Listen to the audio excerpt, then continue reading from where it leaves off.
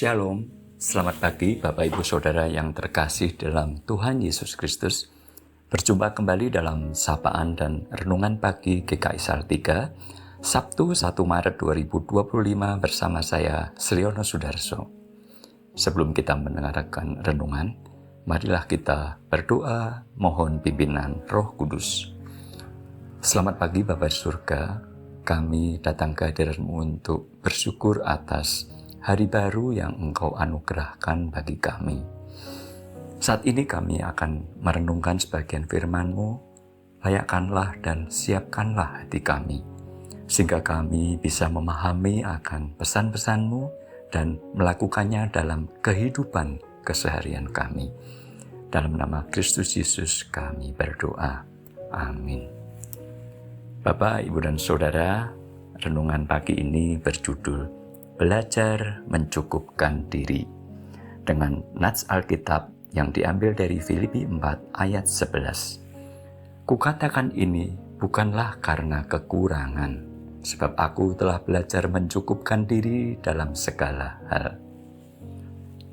Cukup adalah konsep yang sulit, sangat subjektif dan sifatnya relatif. Cukup bagi seseorang belum tentu cukup bagi orang lain. Berbicara tentang rasa cukup, mungkin kita bisa belajar dari ilustrasi berikut. Kalau kita browsing lewat Google, kita bisa menjumpai bahwa wanita di Pulau Okinawa, Jepang, memiliki harapan hidup rata-rata 87,44 tahun. Hampir 10 tahun lebih lama daripada rata-rata wanita Amerika. Okinawa merupakan salah satu zona biru dunia, wilayah yang penduduknya memiliki harapan hidup jauh lebih tinggi dari rata-rata global. Ternyata salah satu rahasianya adalah mereka menerapkan pola makan yang sehat, yang dikenal dengan istilah hara hachibu. Hara artinya perut, dan hachibu artinya 80%. Kalau kita rangkai artinya makan hingga perut kita terisi 80%. Prinsip ini mendorong seseorang untuk berhenti makan sebelum merasa kenyang, sehingga bisa mencegah makan berlebihan. Ada beberapa cara dalam penerapan konsep hara hachibu. Yang pertama, makan secara perlahan. Ini memberikan waktu pencernaan mencerna makanan dengan baik. Yang kedua, fokus pada kualitas makanan, bukan kuantitas. Yang ketiga, menggunakan alat makan yang kecil sehingga bisa mengontrol porsi makan. Yang keempat, mendengarkan sinyal tubuh kalau sudah merasa hampir kenyang.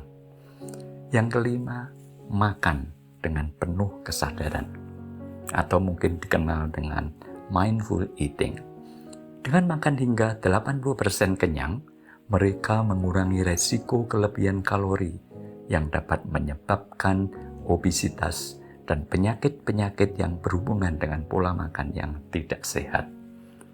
Dari ilustrasi ini kita belajar bahwa rasa cukup justru menyehatkan kita. Bagaimana supaya kita senantiasa memiliki rasa cukup dalam hidup keseharian kita? Jawabannya adalah, hiduplah berdasarkan kebutuhan, bukan keinginan. Ada sebagian orang yang tidak bisa membedakannya, sehingga dengan segala cara mereka berusaha untuk memenuhi segala keinginannya. Padahal apa yang diinginkan tidak selalu yang dibutuhkan. Perbedaannya adalah kebutuhan itu sifatnya mutlak, sedangkan keinginan sifatnya subjektif. Kebutuhan bila tidak dipenuhi akan beresiko mempengaruhi kelangsungan hidup. Sementara keinginan bila tidak dipenuhi hanya beresiko pada kekecewaan yang sifatnya emosional. Kemudian pertanyaannya adalah, apakah orang Kristen tidak boleh mempunyai keinginan? Ya, orang Kristen boleh memiliki keinginan, tetapi harus disesuaikan dengan kehendak Tuhan. Keinginan yang baik adalah keinginan yang dipimpin Roh Kudus. Yang perlu kita waspadai adalah keinginan itu tidak ada batasnya. Nah, kemudian bagaimana supaya kita hidup berdasarkan kebutuhan, bukan keinginan? Salah satunya adalah dengan belajar menguasai diri. Penguasaan diri di dalam iman Kristen dapat dipahami sebagai pengendalian yang mendalam atas berbagai aspek kehidupan, termasuk menahan godaan dan keinginan duniawi, dan juga mengendalikan emosi. Dalam mengembangkan penguasaan diri dalam kehidupan Kristen, doa dan perenungan pada firman Tuhan menjadi hal yang penting.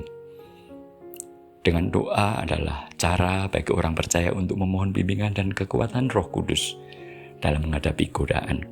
Dengan firman Tuhan akan memberikan pedoman dan inspirasi dalam pengembangan penguasaan diri. Bapak, Ibu, dan Saudara, marilah kita melatih diri dalam pimpinan Roh Kudus untuk belajar menguasai diri, sehingga kita lebih memprioritaskan kebutuhan daripada keinginan. Dengan demikian, kita bisa belajar untuk mencukupkan diri. Marilah kita juga menyadari bahwa Tuhan mempunyai rancangan yang berbeda untuk setiap umat-Nya. Kita tidak bisa mengharapkan bahwa Ia akan memberi apa yang kita inginkan. Tuhan dengan kuasa ilahi-Nya telah menganugerahkan kepada kita segala sesuatu yang baik, yang kita butuhkan, yang dapat menguatkan iman kita dalam perjuangan hidup ini. Kiranya Tuhan menolong kita. Mari kita berdoa. Bapa di surga, kembali kami datang ke hadirat-Mu untuk mengucapkan syukur atas sapaan firman-Mu yang mengingatkan kami bagaimana agar kami bisa belajar menguasai diri, agar kami bisa mencukupkan diri dalam segala hal. Jika sebentar kami ingin melakukan aktivitas kami, kiranya Bapa berkenan menolong, memimpin dan memberkati, sehingga apa yang kami lakukan boleh berkenan dan seturut dengan kehendak Tuhan. Inilah doa syukur kami yang kami alaskan dalam nama Tuhan Yesus Kristus, penolong kami yang setia. Amin.